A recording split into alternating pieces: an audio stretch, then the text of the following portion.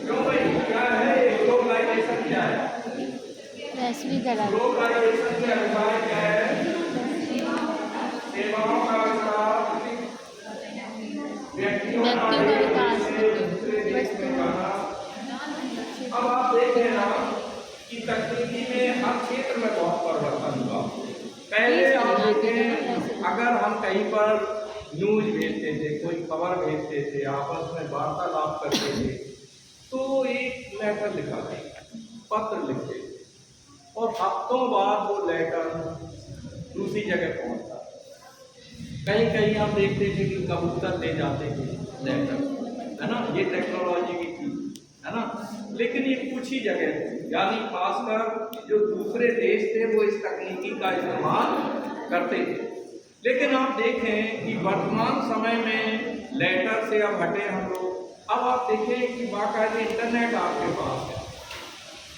Foreign में, विदेश में जो हमारे बैठे हुए मित्र हैं, आराम से उनको टेक्स्ट कर दिया, जरा देर में किया, उधर पहुंचा, और फिर ये हुआ कि यार संतुष्टि नहीं मिल रही है ना, तो विदेश में बैठा हुआ बेटा या बेटी, उससे तुरंत आपने जो है वीडियो कॉल कर दी, है ना। तो ये कितना आसान हुआ है, किसकी वजह से हुआ?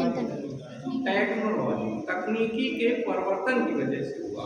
तो आप देखें, तकनीकी का केवल परिवर्तन नहीं हुआ, इसका प्रभाव हुआ तेजी के साथ, है ना। तो हम आप देखें कि स्पेशली जो है, अब हमें इसके प्रभाव देखने हैं कि कहाँ कहाँ क्या प्रभाव हुआ है, ठीक है। पहले प्रभाव था, अब है प्रभाव। प्रभाव कहाँ कहाँ पड़ रहे हैं ना? क्या आप इसके फेवर में हैं या डिसफेवर में हैं? इसके हानि या इसके नुकसान क्या है, हानि क्या है, और इसके लाभ क्या है वैश्वीकरण के? इन पर भी आपके क्वेश्चन पूछा जा सकता है ना। आप देखें प्रभाव, इसके कितने तरह के प्रभाव हैं? राजनीतिक प्रभाव है, पॉलिटिकल इफेक्ट है, इन्फ्लुएंस है। दूसरा आर्थिक प्रभाव है, आर्थिक, और तीसरा जो है वो सांस्कृतिक प्रभाव है। कैसा है? और जो है सांस्कृतिक प्रभाव हुआ है।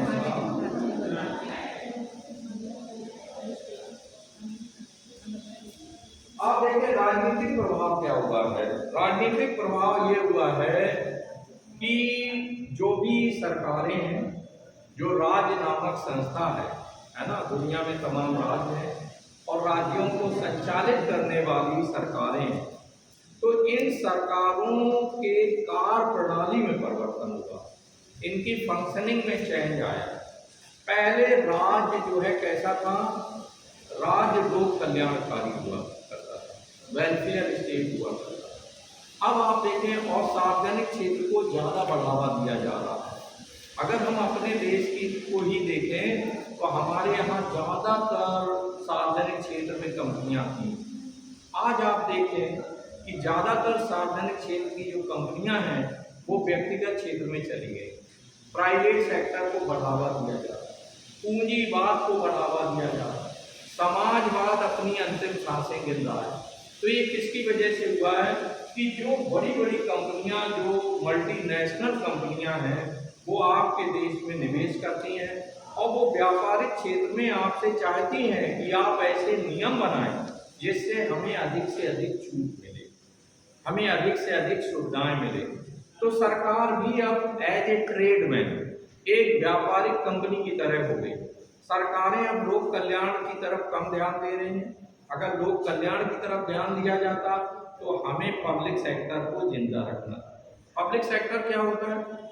जहाँ पर उद्योग धंधे ज़्यादा से ज़्यादा सरकार के नियंत्रण में होते हैं और सरकार इवन खुद उन्हें चलाती है। जैसे अपने पड़ोस में आप देखें, लाल इमली मिल हुआ करती थी कानपुर में, एल्गिन मिल हुआ करती थी, सरकार उन्हें चलाती है ना, लाल इमली मिल, एल्गिन मिल।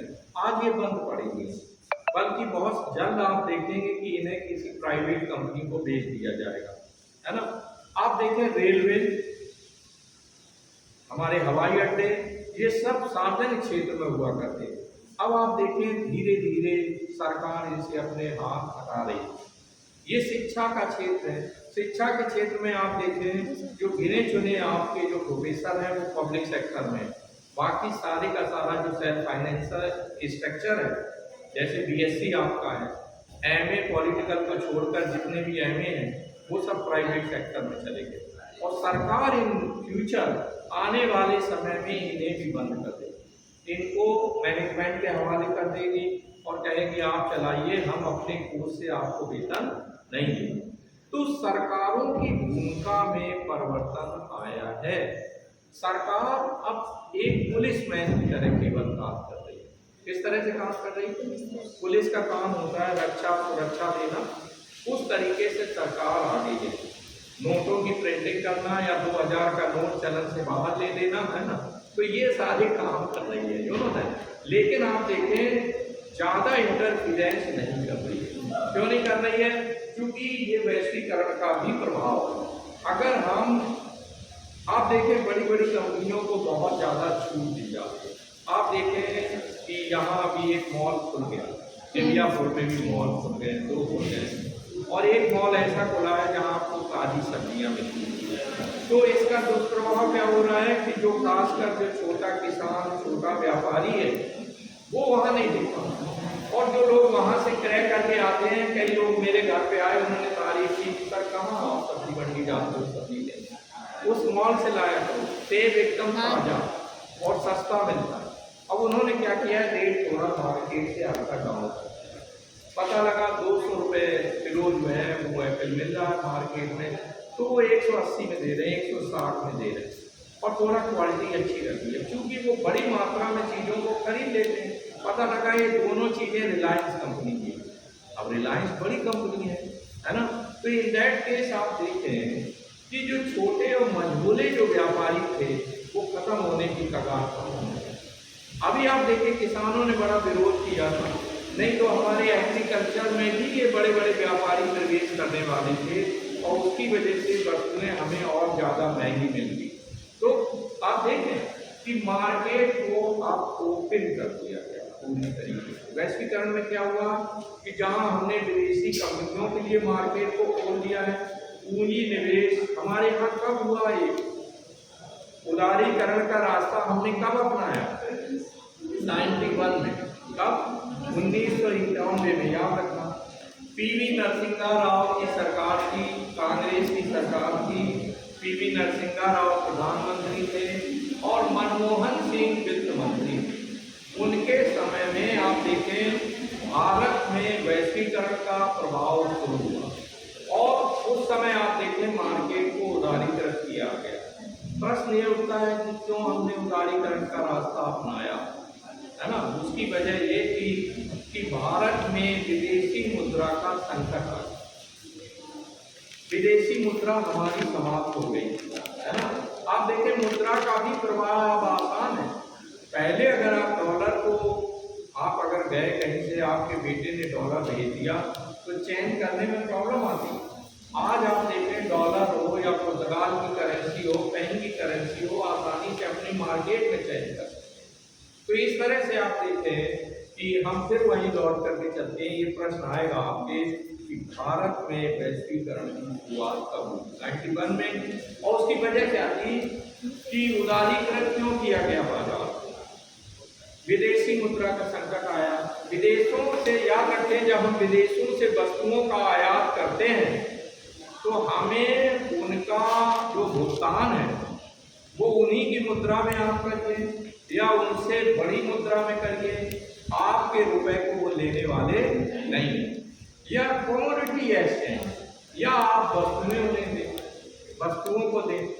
यानी जैसे सपोज दैट कि आपने पुर्तगाल से कोई चीज़ मंगाई है तो पुर्तगाल बदले में आपकी कोई चीज़ खरीद ले, उतने पैसे मान लो चीनी ले ले या चाय मंगा ले, क्योंकि चाय विदेशी बहुत पीते यूरोपियन लोग, तो कहें भाई ठीक है आपने हमसे मेडिसिन ली है तो उसके बदले में हमें चाय दे दें। तो ये कमोडिटी का एक्सचेंज होता है। हमारे यहाँ उस समय इतना बड़ा संकट आ गया था कि हमें अपना 47 टन सोना, है ना, IMF में गिरवी रखना, अंतर्राष्ट्रीय मुद्रा कोष में। और उसके बदले फिर उन्होंने कुछ हमें विदेशी करेंसी दी थी, जिससे जो आयात वस्तुओं का होता है उनका हम भुगतान कर सकेंगे, सर है ना। टाइम हो गया। टाइम हो गया।